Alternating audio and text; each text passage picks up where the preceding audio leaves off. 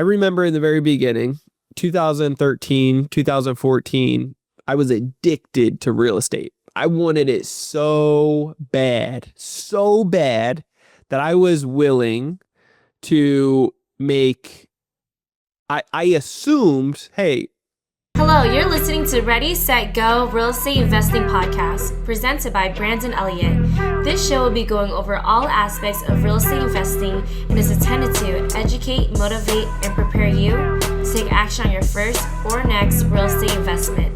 For more information, please visit BrandonElliottInvestments.com. Thank you for listening and enjoy. Welcome back, everyone, to Ready, Set, Go Real Estate Investing Podcast. I'm your host, Mr. Brandon Elliott. Excited today. We are in the new casa. Mi casa is, I don't know how to say new in Spanish, but it is new. And so we're very grateful, very blessed.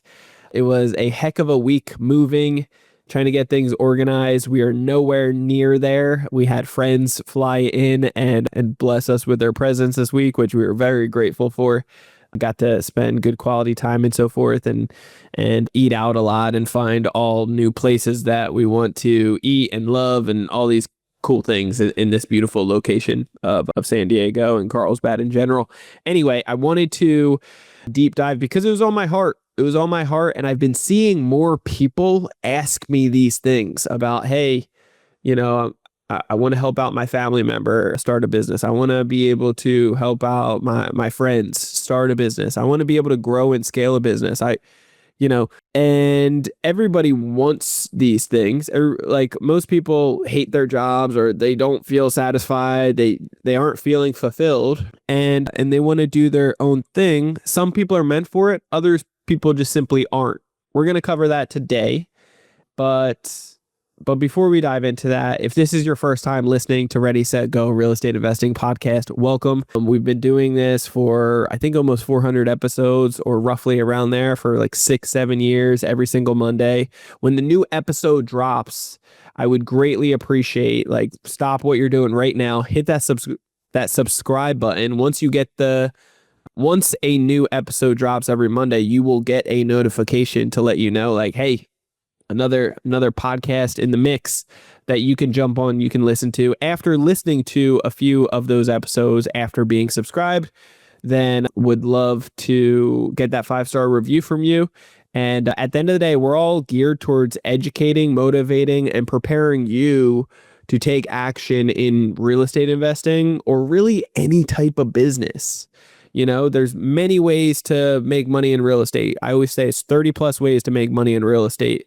There's millions upon millions of businesses out there, right, that you can make money on, and that you can feel fulfilled. You can feel, all the good things. It's like in your wheelhouse, right? What you geek out on, what you love, right? And so it just depends, whatever that may be. Do you actually want to start that? Now, I recommend that everybody has some kind of level of either business, or if you are in love with your work right now, and it's not owning your own business, but you just love working for somebody else, or you just aren't meant to be a business owner, which is okay. It's very common. It's more common than not. Then I encourage you still to have at least a few rental properties, at least 3 to 4 rental properties, and ideally, residential multifamily at least, just so that you can have multiple options and backup plans of additional income. Okay, you can take advantage of appreciation, depreciation for taxes. You could take advantage of cash flow and somebody else paying off your mortgage. If you could, instead of just relying on your boss, your W-2 to satisfy all your needs, if something happens to the business, or if they cut you off right before you're about to retire and you're screwed, you just dedicated all your time there, whose fault is it? You could easily blame others, but if you're at their mercy, then it's not necessarily their fault. It's your poor planning on allowing them to dictate your every move. You're a victim to it. And so it's important to take ownership in like, what can I do today in this day and age, this market, to plan for my future, retirement, my kids, my like these goals that I have in life. How do I actually prepare and plan for it? And again, not everybody's meant to be a business owner. So I want to just, before I start talking to the business owners, I do want to just clarify, this isn't meant, like business isn't meant for everybody.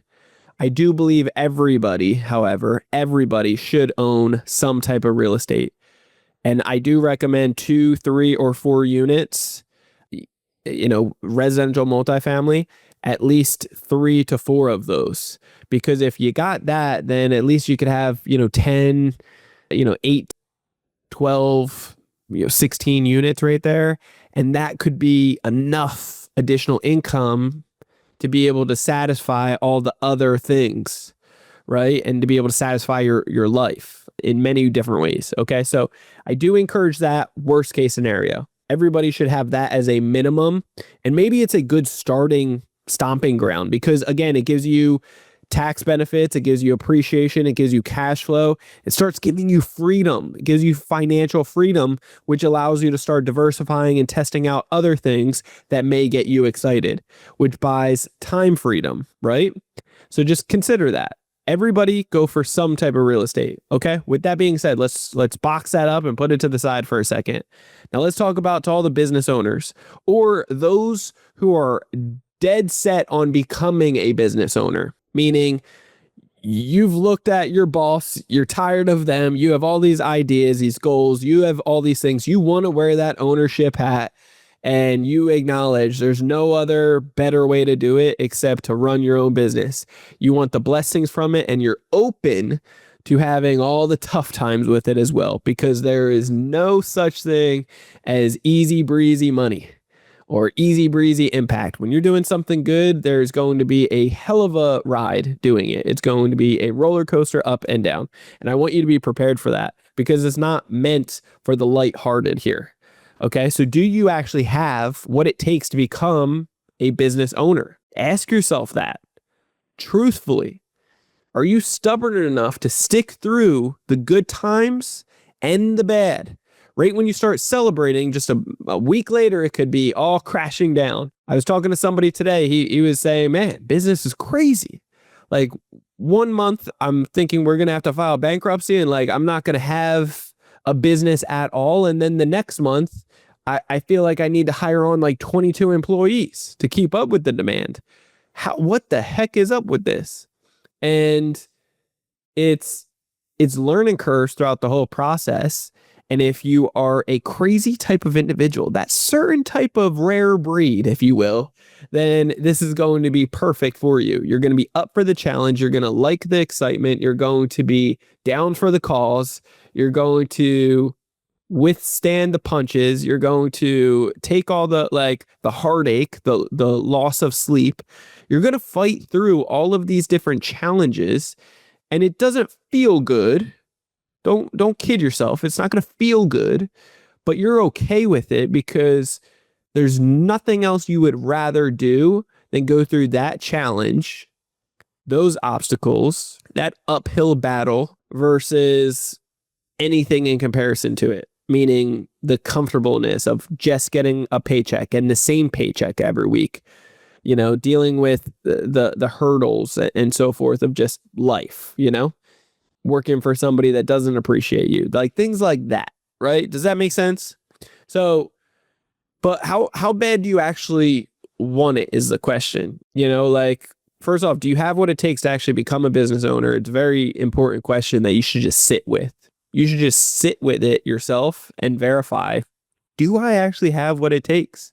And if you believe after truly sitting with it for a long time, writing out the pros and cons, like, can you really, really deal with this? Like, if you can, then put that to the side and then ask yourself, how bad do you really want it? See, if you want it bad enough, you will get desperate and addicted to it in a respectful way. Meaning, I remember in the very beginning, 2013, 2014, I was addicted to real estate. I wanted it so bad that I was willing to make, I assumed, hey, everybody that I talk to makes mistakes in real estate one way or another, like down the road, somebody makes a mistake. I rather just speed up that process and start making mistakes right away. I was like, I'd rather just rush through it and just say, screw it. I was willing to fail before I succeed. I got to a point where I was just so determined. I don't care. I just want to rush through. Like, I just want to do it because it took me 2 full years and 4 hours every single day to studying and everything that I could, books, podcasts, YouTube, podcasts just like this, going to RIA groups. I was willing to do whatever it took to be able to get my feet wet and like begin the process of actually physically doing the investing versus learning. Number one, the learning was the first time learning in my life that I actually got excited for and I enjoyed it. So that was awesome. It was cool, but it's like 4 hours every single day for 2 years. Still haven't been able to get something. Enough is enough. It's starting to drive me crazy. All right. Number two is I was working 2 restaurant jobs that were dead end jobs that I worked at for a long period of time, years upon years. And I wasn't happy. I wasn't satisfied. I was comfortable. Because it was what I knew and I got free food from it. I was able to work as much or as little as I wanted. I was able to, like, the people that were there every day were like my friends, quote unquote, my friends that I enjoyed or that were comfortable, that I knew. And then there's other people there that I didn't like. But at the end of the day, it was like, it's just something that it was getting me out of the house. I was able to clock in, make the same amount, and I was just getting dead tired from being like kind of pulling from my soul and pulling it out. I had all these ideas about like improvements within those businesses, but again, it wasn't mine and nobody gave me the authority to actually make any of those decisions because I never actually cared to move up and go up the little ladder, right? If you will. I never showed initiative for it. And at the time I wasn't ready, truthfully. But eventually you get to a point that I was just like, man, like I want to be my own boss. I want to do my own things. I want to have my own decisions. And I'm willing to fail before I succeed. I'm willing to fall before I can crawl, before I can run, before I can walk, before I can, talk. Like, you know what I'm saying? It's like there was just so much that I realized, like, I don't care. I want it so bad. And so I was willing to talk to anybody that gave me the time. Anybody. And I come to find some people now that talk more, that they say they want it. Like, talk is cheap. You got to realize that. Talk is real cheap. Your actions will show otherwise. Talk is cheap. And then excuses start coming out when you start making up these things, these fears that are funneling into your brain and saying, well, you need these certifications, you need these approvals, you need these outsourced sources, like these outer side thing, like whatever, like anything coming in here is going to, you need their approval first. Versus when there's a will, there's a way. Just being determined to succeed. And instead of asking for permission, ask for forgiveness type of thing. Like, have that type of mindset and figure it out as you go. See, there's people out there that are going to come up with excuses of why they can or why they're not moving as fast. And it's going to hold them back versus those that say, screw it, I'm going and I'm going to do it as I go and really identify what they need to prioritize. When I was first starting, I realized that I had to prioritize, number one, getting around other people that were doing it. One, because it gave me motivation and it showed me that it was actually real, it was possible, and I could learn from their mistakes. And ideally, like, try to get them to give me mentorship and guidance to be able to succeed better, right? Save me time, save me money. And then number two, it was getting that knowledge, right? Just getting that knowledge from these people were everything, right? So getting around those those individuals, I knew that it was going to help me succeed. And so I anybody that ever gave me the time of day and I would be asking them, I'd try to persuade them. Like, I was willing to do whatever it took to be able to win them over, to buy their time, to be able to get them to pour into me. And versus coming up with excuses why I couldn't do it. And I think that's a big imperative, like it's a big important step that people need to identify, because if you're coming up with excuses from the very beginning, I can tell it's not going to be successful. And that's the hard part. It's the hard part to muster up. Something's got to shift. Something's got to change. And being determined to actually just push through it. Like, you just got to do it. And so, but who are you actually seeking guidance from? Are you actually going to others that are actually doing it? Or are you going to others that have never done business, and you're trying to get wisdom from them? Is it family, friends that are pouring into you that don't actually own a business? It's going to be a little different, right? And so you want to filter that, and you want to kind of tune that stuff out. You want to listen to business owners that are doing your business that can actually pour into you and give you wisdom and guidance. And you got to make your own decisions at the end of the day, but you also need to open up your ears to somebody that's already been there and done it. And seek that and ask that. If you're in their presence, ask that. Use and abuse. There's nothing more that an experienced business owner wants to do except pour into others that want it, that truly want it, because we all know how it feels in the beginning starting off anything, right? It's difficult, it's hard. But when you want it and you're determined to succeed, you will succeed. You're going to fail forward. But what are you actually doing on a daily basis? Are you focused on excuses, or are you focusing on IPAs? And when I say IPAs, I'm not talking about hitting the bar, fellas. I'm not talking about that. I'm talking about income producing activities. Income producing activities. Are you hanging on to income producing activities, or are you hanging on to excuses? See, the very first thing that you should be focusing on is not the brand, not the LLC, not the protection. You don't have anything to protect. What the hell are you trying to get an LLC for? What the hell are you trying to get all these permits and business license? It's all nonsense. Like, I talk to people that are trying to start businesses, and they say with like a badge of honor, like, well, I finally got my LLC. It's like, what a moron. It's that my first dozen properties that I had were in no LLC, just personally guaranteed myself. And why? It's because I grew up poor. I had nothing to my name, nothing that anybody could take from me. I had higher insurance to be able to give me better protection. At the end of the day, it depends on your liabilities. You got to sit down with somebody and talk to them. But trust me, you don't need all your T's crossed, your I's dotted. You don't need all the fine little details. You need to make money. So the two most important things that you got to realize is, what are you selling, and can you sell it? Is it a product? Is it a service? What is it? And can you actually be proficient at sales? Anybody that's lost right now, anybody that's not working, anybody that is working, anybody that is owning a business, thinking about owning a business, anything and everything, I believe you should start with sales. If you start understanding, identifying, and learning how to crush it at sales, getting your point across, hearing out the other individual, trying to make it a win-win scenario where there's a little bit of pain on both sides, and learning how to really be able to serve others to the highest caliber and do it in a strategic way with sales, then sales cures all problems. We've all heard that, right? So identifying how to become the best salesperson, because you'll need it for everything in life, everything.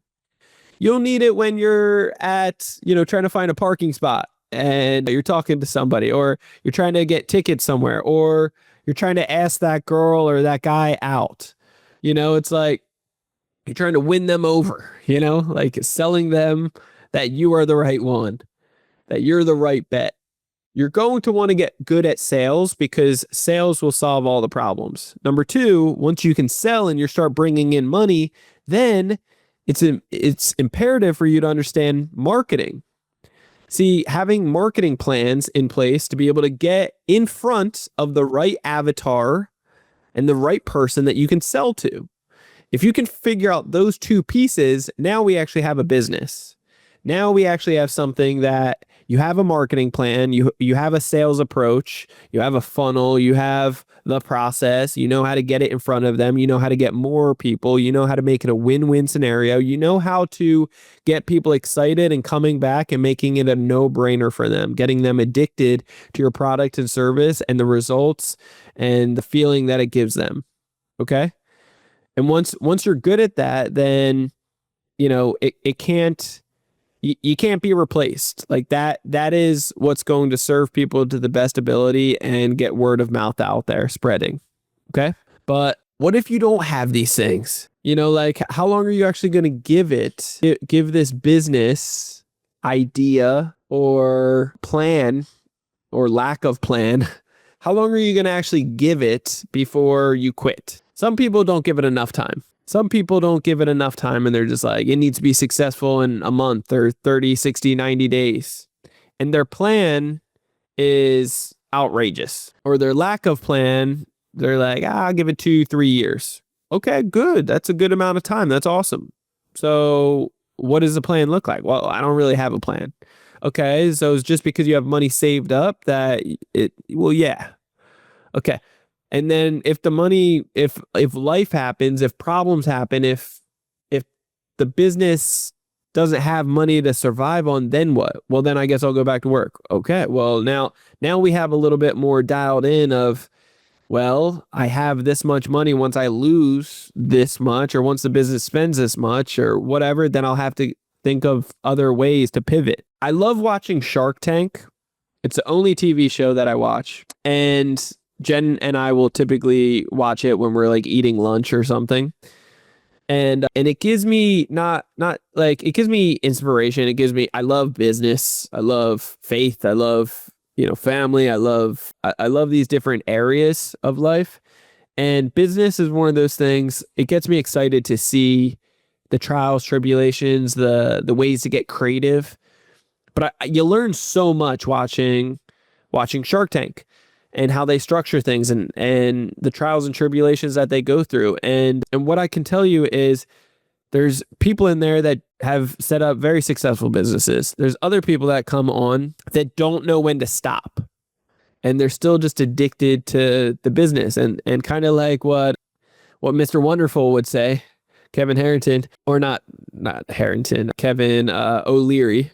Kevin O'Leary says, Mr. Wonderful, he says, it's time to take this behind the barn and shoot it, right? Like, let it go. Sometimes business, you got to understand when is going to be enough. And if I'll give it my best shot strategically, but if these things don't happen in this amount of time, then obviously I don't have what it takes. And I can't afford to be able to double down and raise more money or put more money into it. I'm going to have to cut my losses before it gets too extensive. Okay, does that make sense?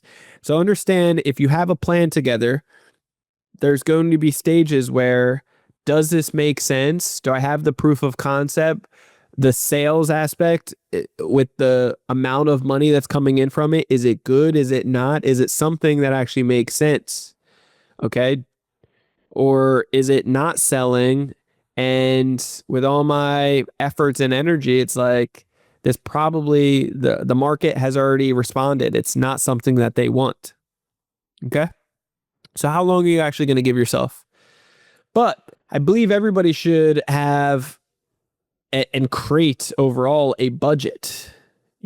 Besides understanding sales and marketing and how long are you going to actually give this before it's successful, or you're cutting ties and you're quitting on this, is, creating a budget is very important, because especially one day, if you ever bring on investor capital, which I truly don't recommend for a majority of people until you get to a certain point, right? But when you can actually get massive amounts of funding from other banks, I'm talking $2, $3, $4, $500,000 plus, with interest rates as low as 0%. This is what we do at Credit Counsel Elite. Then it's a no-brainer when you can actually take that type of capital, sleep like a baby, and be able to start or grow and scale your current business. If you're looking for other people to do it for you and you're looking for outside funding, I was just talking to a friend earlier today. He was the money partner in a three-way partnership. Again, partnerships, I talk about it all the time. It's scary business. Be careful. Plan for the worst and pray for the best. But the worst happened, and one of them just isn't taking it's just letting everything go to shit and not taking ownership and not paying. And it's horrible stuff. One's paying 300 plus thousand. The other one's paying nothing, trashing all their credit scores. It's just a nightmare. One's doing right. The other one's doing horrible. And the third guy is just kind of there. And, it's just a crazy situation. So if you are creating a budget, then you're going to know this is how much I need. This is how much it costs me. You start dialing in and tracking everything, right? Which I'll talk about in just a second with your KPIs. But at the end of the day, like, you need to know all your expenses and writing it down of what it's going to cost you to be able to supply your product or service. And then after that, is there anything that you can do to cut those? And if, round up for expenses, I like to do that, and then round down for income and try to have that buffer. And then, you can have your goals, like doing the math of, cool, if I sold 100 of these or 100,000 of these, whatever it is, what would that do? Great. It's going to do this. That's awesome. Now, put a buffer in there and anticipate it for unexpected things to pop off, and it's going to cost you more. It's going to take longer, and it's going to bring in less money. But also, after you understand those numbers, then you can go back to the marketing of like, cool, I only need to sell 100 of these, or I only need to sell 100,000 of these, or 1,000,000 of these to be able to get those results. Now, how do I do it? How do I get in front of those type of people? When you start strategically thinking like that, it really sets you up apart from others, and now you have plans in place, and now you can start running your business off of EOS and figuring out how to successfully go about this, right? So I highly recommend, dialing this stuff in. It's going to set you up for success. Lastly, I want to point out is just KPIs. It's not just money in, money out. It's also tracking your time. It's tracking everything. How much is it costing you to put together something, whatever you're selling, all the miscellaneous things, adding it up. You want to track your KPIs on all this, because the goal is that you're building SOPs, standard operating procedures. You're building them of, this is what I have to do to be able to get these results, so that eventually you know exactly how much time it takes, how much money is involved, all these things. And then you make it crystal clear that you can elevate and delegate and hire somebody else to do it. McDonald's or any fast food restaurant, they have SOPs in place that they can just plug in a body at any time and say, follow the script. Just like on the back of a hamburger helper recipe, it's like, follow the script, follow the SOP, follow the instructions. This is how you make it. This is, 1, 2, 3, 4, 5 steps, and boom, it's done. And then pass it to the next person. They have a couple steps, and you know what I'm saying? It's like you follow the process and the SOPs are in place, but you have to track everything. But what I don't want is somebody to be over analyzing everything and not taking action on nothing because you're thinking about everything. Okay? Again, simplifying everything, just going back to the simple thing that matters, sales. Sales kills, it solves all problems. So it's gonna eliminate all that heartache, right? Sales. So get good at sales, understand your marketing afterwards, get in front of more people to sell, and then start getting this budget together, start tracking everything, and get SOPs together so that you can elevate and delegate. And you can know, hey, this position is going to cost me this much. But what it should do is buy me time. It should buy me, it should make me money. At the end of the day, each role that you hire on should at least make you or save you, not just in time, but save you money, save you time, and make you money at least 3 to 4 times whatever you're paying that individual. That's how I always look at it. I always look at it 3 to 4 times on the low end. If I'm not getting that, it scares the hell out of me. Like, why do we have this person? What's the point of that? The KPIs aren't shaping out here. Like, why? Like, they're on the bucket list real quick, and something needs to give real soon before we let them go, type of thing. Okay? So be on the lookout of that. Look, if you need help with any of this stuff, number one, use and abuse ChatGPT or any of the free AI softwares out there.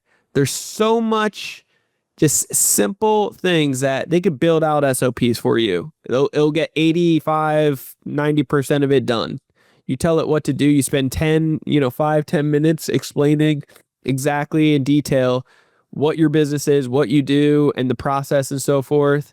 And then you can upload videos on it. You could do whatever, and you could just simplify the process and you could get ChatGPT to create a budget for you, come up with SOPs, how to hire on people, help out with sales, marketing strategies, like all these things. You could ask it to help you come up with income producing activities for this business. If you feel lost, you could dial in all this stuff and stop, eliminate all those excuses. Again, owning your own business can be a huge blessing. In fact, it is a huge blessing for those willing to put in the work for it, but it is not easy. In fact, it's the exact opposite. It is extremely, extremely difficult.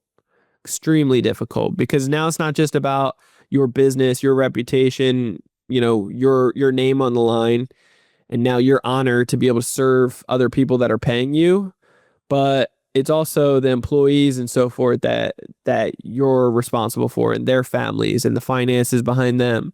In addition to, now you have to stir up the culture. Now you have to manage other people, make sure they're not screwing you. Now you have to make sure that people are working, showing up on time, keeping their word, being reputable, not messing up your brand. And anything could give at any time. You have to take all the pain points to the chin, all the additional fees and expenses and all the learning curves. You have to do that, So yeah, you get to celebrate the wins too, but sometimes it just levels out, And so the goal is to learn from everything, to improve over time, and to make something that you're really proud of and that it feels good. But again, it's not for everybody. But I do believe, if you're not called to do business and own your own business, which you may not be, a lot of people are not, then sit down with yourself, be honest and raw with yourself. And then after that, figure out, how do I at least get a plan together to get 1 property, and then 2, 3, 4 properties, just get 3 to 4 properties.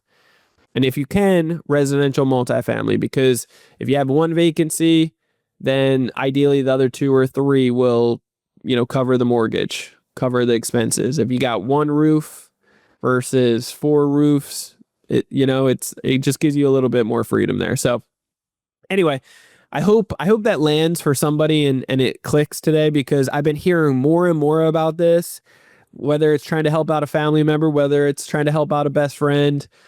At the end of the day, it's a lot of stuff, and you got to ask yourself truthfully, do you have what it takes to become a business owner? And do you really, really want it? Okay. So love you guys all so much. I hope you get out there and crush this week. And if you have not already subscribed to Ready, Set, Go Real Estate Investing Podcast, what are you waiting for? Do that right now. You'll get the newest notification every single Monday. Leave that 5-star review after listening to a few episodes. And if you're looking to get massive amounts of funding, we're doing a training this Tuesday,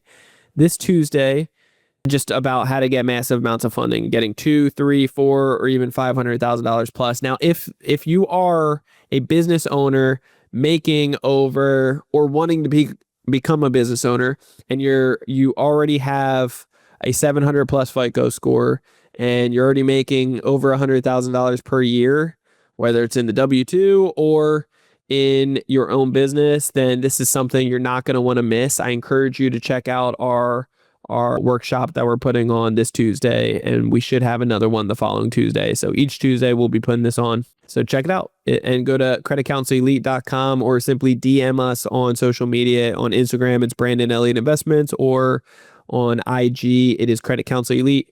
And you can just go to creditcounselelite.com to be able to learn more. And we will see you on the webinar. Otherwise, guys, God bless. I appreciate it so much.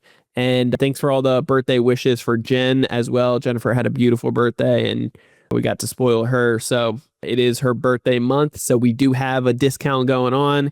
If you are serious about joining Credit Counsel Elite and getting up to $500,000 with interest rates as low as 0%, that could be repeated per person every 6 months, interest rates as low as 0. Don't miss that. Then it is anywhere from, it's $3,000 off for our 90-day challenge. And if you are already a member wanting to spread the word, you can get anywhere from $2,000 to $5,000 for referring members, good members that are going to actually be joining Credit Counsel Elite. If we do accept them, then you get that blessing. So anyway, love you guys all so much. Enjoy your week. Get out there, crush it. We'll see you next time. We'll see you soon. God bless. Peace. This has been another episode of Ready, Set, Go Real Estate Investing Podcast, brought to you by Brandon Elliott. For more information, please visit BrandonElliottInvestments.com. Also, please don't forget to like, share, and leave a comment below. Thanks again for joining. Until next time.